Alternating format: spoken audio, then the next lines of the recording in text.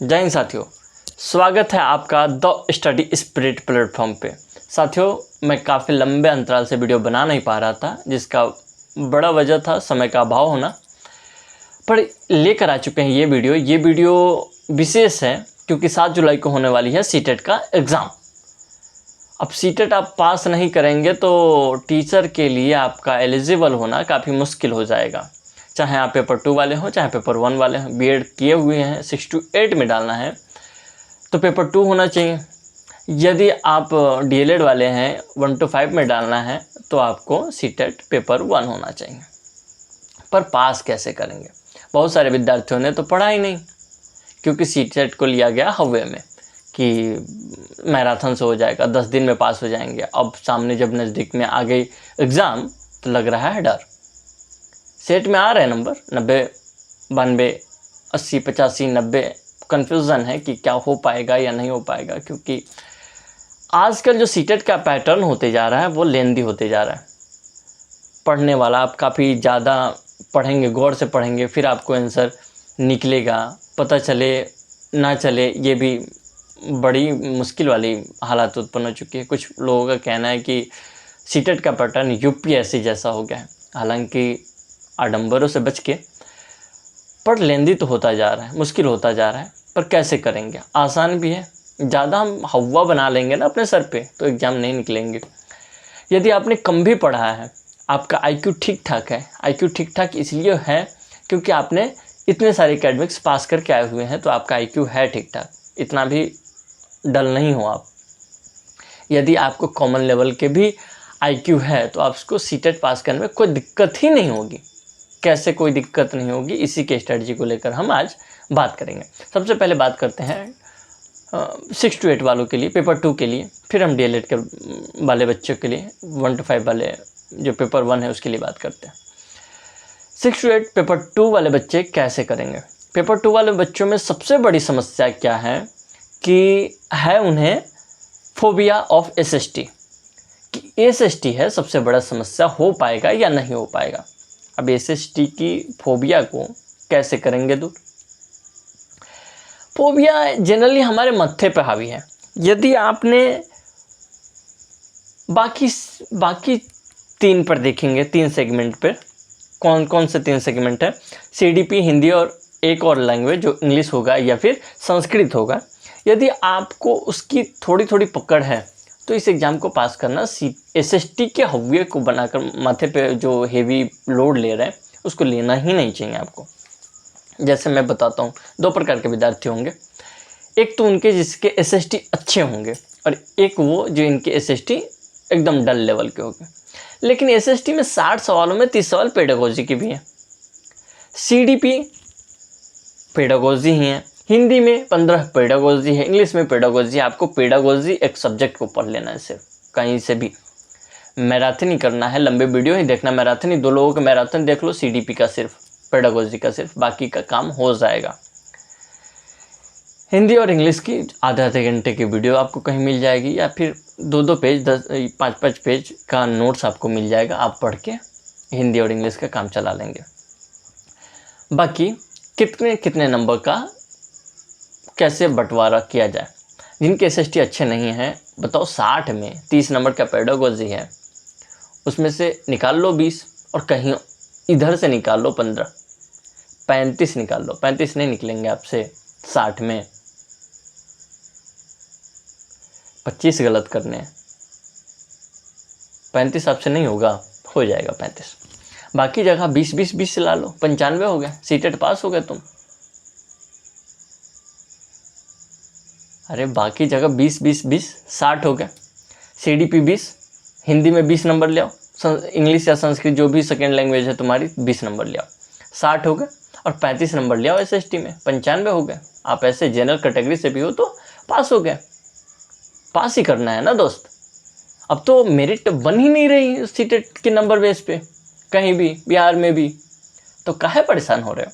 निकाल लो CTET paper 2, बस निकालने योग्य। और कुछ बच्चे होंगे टॉपर, टॉप करने की स्थिति में। क्यों? क्योंकि एसएसटी उनके बहुत अच्छे होंगे। बाकी जगह भी सीडीपी पेडागोजी तो सबका है, कॉमन सा है। सीडीपी जो होता है, पेडागोजी होता है, वो कॉमन सब्जेक्ट है, कॉमन। आपने थोड़ा आईक्यू है तो आप लगा ले जाएंगे। एक मैराथन वीडियो देखिए, या कोई भी एक वीडियो देखिए, किसी से थोड़ा सा पढ़ लीजिए, ले जाएंगे, बना ले जाएंगे। जिनके SST अच्छे हैं वो लोग कितने नंबर ला सकते हैं। बाकी जगह पर 22 से 25 का टारगेट कर लो, SST में आप 40 से ऊपर का टारगेट कर लो, 40-45 का टारगेट कर लो। जैसे मैं एक रेंज बताता हूँ, 22-22-22 का तीनों में टारगेट कर लिया, और 44 नंबर यदि SST में हमको आ जाते हैं तो टोटल जाते हैं 110। टॉप लेवल के नंबर है ये। CDP में यदि 22 लिया है, हिंदी में 22 लिया है, इंग्लिश या संस्कृत में 22 लिया है, और SST में तुम 44 लिया है, 110 नंबर हो जाते हैं। टॉप लेवल के ये मार्क्स है। खुश होकर मतलब ऐसे फोड़ दोगे, 4-5 पटाखे फोड़ दोगे कि हाँ यार 110 नंबर लेकर आया। उससे भी ज़्यादा ला सकते हैं आप। CDP वगैरह तो अब 25 से ऊपर ले आते हैं बच्चे यदि अच्छे पढ़ने वाले हैं तो, लेकिन आपको करना है सिर्फ पास। तो बस ये रणनीति को रखिए ध्यान। एक और चीज़, लैंग्वेज पेपर में जनरली बच्चे को मुश्किल होता है। जैसे हिंदी एक पेपर, मतलब फर्स्ट लैंग्वेज चुन लिया, हिंदी में अच्छी कंसेप्ट है, बना ले जा रहा है, लेकिन दूसरी सब्जेक्ट हमने चुना अंग्रेजी या संस्कृत, कैसे करें? इसके पेडागोजी तो हमें समझ ही नहीं आ रहे, अंग्रेजी तो हमको मत्थे ही नहीं पड़ रहा। तो देखिए, इसके लिए बड़ी अच्छी चीज़ मैं आपको बताता हूँ। वो क्या रहा है कि जो पेपर 1 जो लैंग्वेज फर्स्ट है, इंग्लिश और हिंदी सेम होती है पेडागोजी। कैसे? मैं ये आप मेरे हाथ में ही पेपर है, हाँ ये मैं पढ़ के दिखाता हूँ आपको। ये लैंग्वेज देखो, यहाँ पे ये लैंग्वेज 1 का सवाल है। A teacher showed a movie with a caption to learn in class 6. The movie is based on one of the chapter in the text book. The movie with caption on will encourage. एक teacher show करता है 6ठी कक्षा के learner को, विद्यार्थियों को, एक movie और उसके आधार पर प्रश्न पूछता है। देखो हिंदी में क्या लिखा हुआ है उसके। एक अध्यापक ने, देखो यहाँ पे लिखा है, एक अध्यापक ने कक्षा 6ठी के विद्यार्थियों को कैप्शन शीर्षकों के साथ एक फिल्म दिखाई। यह फिल्म पाठ्यपुस्तक के एक अध्याय पर आधारित थी। कैप्शन के साथ दिखाई जा रही फिल्म किस बात को प्रोत्साहित करेगी? ऑप्शन भी सेम है। Listening strategy, active viewing and motivating the students to use authentic language material. Second है active viewing and listening. Third है the student to watch more such movies. Fourth है listening strategy by verbal clues and to appreciate the action of actors and to write a review. पहला option था कि सुनना, strategy बनाना, active viewing and motivating the student to use authentic language material. मैं हिंदी में आपको इसी के जो हिंदी ट्रांसलेट है उसको पढ़ के सुनाता हूँ। श्रवण युक्तियाँ सक्रिय रूप से देखना और विद्यार्थियों को भाषा की प्रमाणिक सामग्री का प्रयोग करने के लिए प्रोत्साहित करना. सेकेंड है सक्रिय रूप से देखना और सुनना. थर्ड है इस तरह की और फिल्में देखने के लिए विद्यार्थियों को प्रोत्साहित करना. हाँ, और फिल्में देखो, फिल्में देखते रहो सिर्फ. मौखिक, फोर्थ है मौखिक संकेतों द्वारा श्रवण युक्तियों, पात्रों के अभिनय की सराहना और समीक्षा लिखना. वैसे ही जो भाषा 2 है वो हिंदी और इंग्लिश पेडागोजी से मैच करेंगे. 2 वाले का 2 के साथ, 1 वाले का 1 के साथ. ये आपको ट्रिक पता चल गया, और इस कंसेप्ट के साथ आप स्मूथली एग्जाम निकाल पाएंगे. Don't tension dear, don't take stress dear, when I am here you are there in exam. आप एग्ज़ाम में जाओ, बस होश न खो देना. एग्ज़ाम में जाने के बाद कांपने मत लगना, नहीं तो CDP ऐसे मतलब चक्कर खिला देंगे. जो पेडागोजी आसान है ना, यदि तुम्हारे कॉमन सेंस ही काम करना बंद कर दिए. सोचो पैनिक हो गए यदि आप पैनिक हो गए तो क्या होगा? आपका तो कॉमन सेंस ऐसे ही काम करना बंद कर देगा. और यदि कॉमन सेंस करना काम बंद कर दिया तो कहाँ से सॉल्व करोगे CDP, और कहाँ से हिंदी और इंग्लिश के CDP तुमको सॉल्व होंगे, या SST के CDP सॉल्व होंगे तुमसे? तो बाबू बच के, पैनिक मत होना.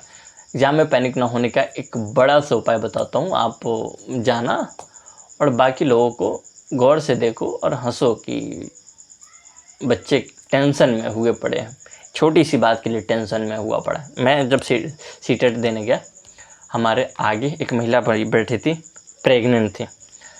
और मैं बाकी लोगों को देखकर मुस्कुरा रहा था कि हाय बच्चे कितने टेंशन लेकर बैठे हुए हैं इस पेपर को लेकर, होना होगा हो जाएगा, नहीं होना होगा नहीं होगा, काहे टेंशन लेना इतना बे। वो महिला हमको देखकर कहती हैं कि आपका पहला बार एग्ज़ाम है। हम कहले हाँ सीटेट का तो पहला ही बार है, तो इसलिए आप हंस रहे हैं, क्या सोच रहे हैं उसमें क्या मिलेगा क्वेश्चन पेपर में, इसके बारे में।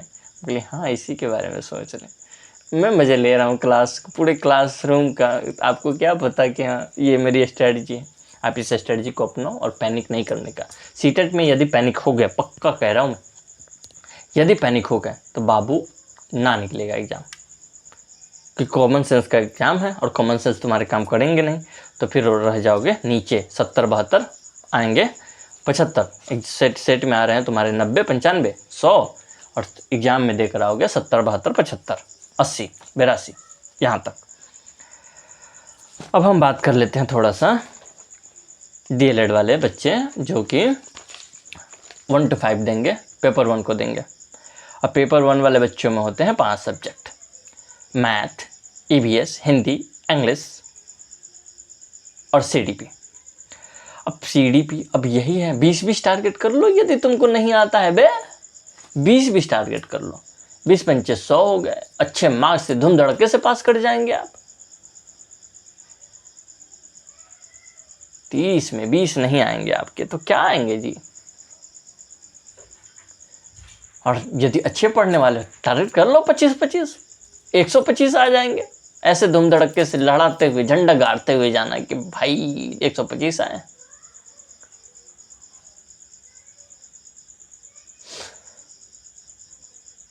बीस 20 टारगेट कर लो यार, यदि तुमसे नहीं हो पा रहा है 20-20 टारगेट कर लो। रेशियो थोड़ा बदल लो, CDP में 22 कर लो, 18-17 बाकी चीज़ों में कर लो जहाँ तुम्हें नहीं आ रहा है। एवरेज 20-20 का मैं कह रहा, ऐसे नहीं कि स्ट्रिक्ट है कि इसमें 20 ही आना चाहिए तो 20 ही आना चाहिए। सर जी ने बोला 20 लाने का तो लाने का, ऐसा नहीं। एवरेज सेटअप कर लो कि हाँ 20 का एवरेज बन जाना चाहिए। बाकी पासिंग तो कम ही पे है, कुछ नंबर 4-5 नंबर इधर उधर होगा, फिर भी पास तो कर ही जाओगे आप, टेंशन नहीं लेने का। और कहीं भी मार्क्स बेस पे बन ही नहीं रहा है मेरिट, काहे टेंशन लेते हो, बस एग्ज़ाम पास करना है ना दोस्त। तो जाइए आप एग्ज़ाम में आराम से कुल काम होकर बनाइए एग्ज़ाम। मैं फिर से बताऊं कि कुल काम होना बहुत ज़रूरी है एग्ज़ाम में, काहे कि कॉमन सेंस का क्वेश्चन मिलेगा आपको। कॉमन सेंस का जो सीटेट है, कॉमन सेंस से ही पास करना होगा आपको। मैक्सिमम लोग इसी से करते हैं, कॉमन सेंस के बेस पे ही पास करते हैं, क्या ही सवाल है। एक शिक्षक विद्यार्थी को पढ़ा रहा है, क्या करना चाहिए, विद्यार्थी के बारे में हमेशा आपको पॉजिटिव सोचना है कि हाँ यदि विद्यार्थी को हम क्या अच्छा दे सकते हैं, उसको एक्टिव बाहर की क्रियाकलापों में ज़्यादा इन्वॉल्व करना है, खिला खुदा कर ज़्यादा पढ़ाना है, बस यही समझ लो। बस इतना से आपको पास कर जाना है। तो चलिए बेस्ट ऑफ लक आपको 7 जुलाई के लिए। बाकी हमारी शुभकामनाएं आपके साथ है, आप फाड़ के आएंगे और ज़बरदस्त उड़ा के आएंगे, टेंशन नहीं लीजिए, ठीक है। जय हिंद, मिलते हैं अगले वीडियो में। बाकी आपको कैसा लगा ये वीडियो हमें सुझाव दीजिए, और एग्ज़ाम देकर आने के बाद भी बताने का कि कैसा गया एग्ज़ाम है, ठीक है। मिलते हैं अगले वीडियो में।